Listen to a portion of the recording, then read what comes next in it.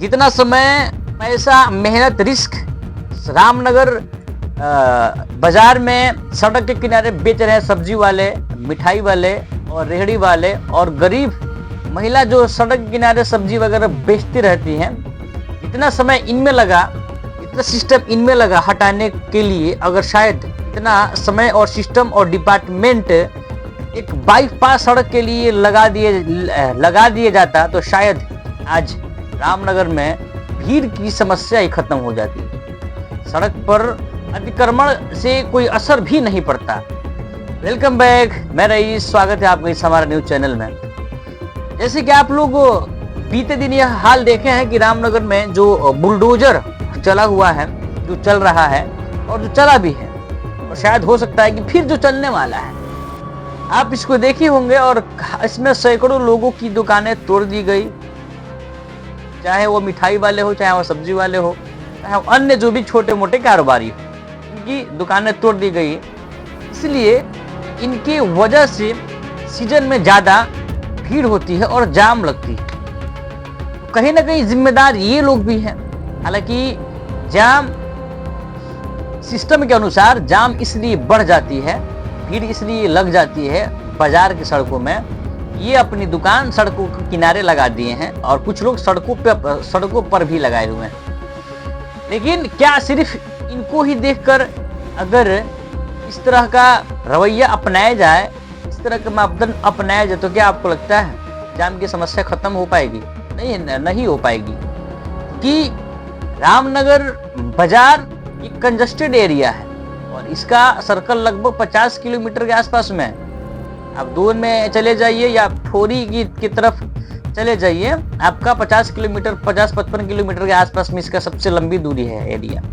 वहां से भी लोग यहाँ पर आते हैं। लेकिन मैं आपको बता दूं, खासकर जब चीनी मिल जब सीजन का समय आता है तो भीड़ और भी बढ़ जाती है। लेकिन नगर पालिका हो गया, चाहे कोई भी डिपार्टमेंट हो, कि जब भी भीड़ होती है पूरा गुस्सा, पूरी जिम्मेदारी सड़क के किनारे सब्जी और दुकान लगा रहे हैं लोगों को पर फेंक दिया जाता है। इन्हीं लोगों की वजह से जाम की समस्या बढ़ जाती है। लेकिन इसका खास निवारण क्या है, इसका आज तक कोई मापदंड या ब्लूप्रिंट नहीं बन पाया। शायद अगर बन पाता तो आज यह दृश्य हम लोग नहीं देख पाते।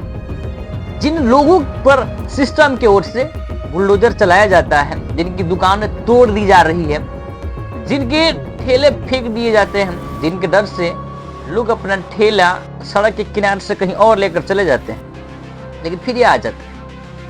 लेकिन सवाल ये है, फिर भैया ये जाए कहाँ? ये कथित तौर पर इनको कह दिया जाता है कि आप यहाँ पर लगाइए। ना वहाँ पर कुछ सिस्टम है, ना कुछ वहाँ पर जल का प्रबंध है, ना वहाँ पर बैठने के लिए जगह है, बस लगा दिए जाए। हालांकि मैं आपको बता दूं, चीनी मिल चलने से पहले पूरा जो भी रामनगर में सिस्टम को लगा कि इसके माध्यम से, इसके जरिए से, इसके वजह से भीड़ का सामना और करना पड़ा, उन सारी समस्याओं को हटा दी।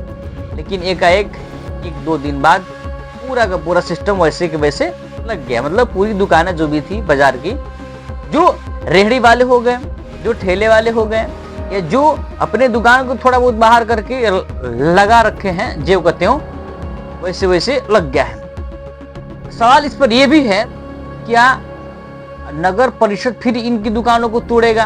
क्या सिस्टम, क्या जो सरकार है, जो सिस्टम में फिर इनकी दुकानों को तोड़ेगा, हटाएगा?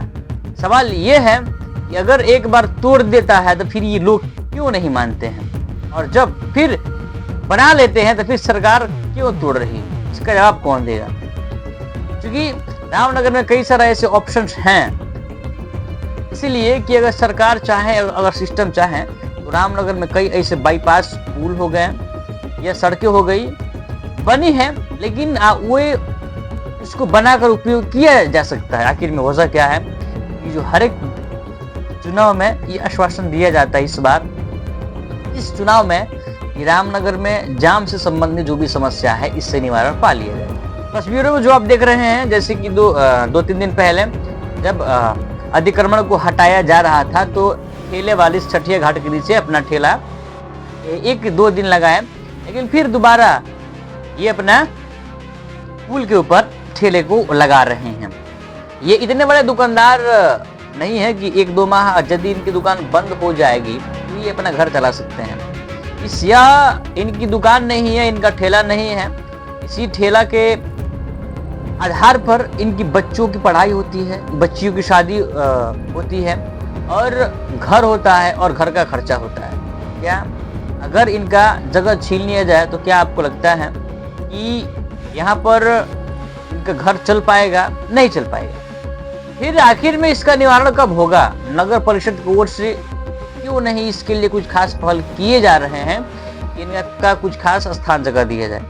अब मसला इस बात का नहीं है कि इनको हटा दिया जाए, सवाल ये है, हल यह निकलना चाहिए कि इनको जगह कहाँ दिया जाए, खास जगह कोई ऐसा हो जहाँ पर ये अपना दुकान लगा सके और ये अपना आजीविका का अर्जन कर सके। किसी से, इन्हीं लोगों से किसी से सब्जियां लेते हैं, किसी से राशन का सामान लेते हैं, तो किसी से मिठाई लेते हैं, तो किसी से कॉपी कलम, प्रत्येक दिनचर्या वाली जो भी सामान है वो है, इसको हम लोग उपयोग करते हैं, उस सामान को हम लोग खरीदते हैं। प्रत्येक साल जब भी खासकर सीजन का समय आता है, गन्ना पेराई का सत्र शुरू होता है तब, क्योंकि कई ऐसे ठेलों पर दृश्य ऐसा तो देखा गया है कि पुलिस और ठेले वाले से झड़प हो गई है और कई बार इनके ठेले भी राम रेखा नदी में फेंक दिए जाते हैं और कई बार इन लोगों पर लाठी चार्ज भी किया जाता है। तो क्या इनकी जिंदगी रामनगर क्षेत्र में ऐसे ही रहेगी या इनमें सुधार भी लाया जाएगा? क्या सिस्टम की ओर से कुछ ऐसा सिस्टम लाया जाएगा जिससे रामनगर क्षेत्र बाजार का सुचारू रूप से संचालित हो सके? क्या वैसा सिस्टम कब आएगा कि ये लोग भी अपने आजीविका का अर्जन, अपने दुकानदारी निर्भीक होकर चला सकेंगे? आखिर में वो समय कब आएगा कि रामनगर भीड़ से, रामनगर जाम से मुक्त होगा? चलिए देखते हैं। अगर आप नए हैं तो आप प्लीज हमारे चैनल को भाई विजिट कर लीजिए। बहुत संघर्ष करना और मेहनत करना पड़ता है एक खबर को बनाने की, वो आप प्लीज विजिट कीजिए और सब्सक्राइब कीजिए और आप मेरा हौसला अफजाई कीजिए। तब तक के लिए विजिट कीजिए हमारे चैनल। फिर मिलते हैं नए खबर के साथ। जय हिंद, जय भारत।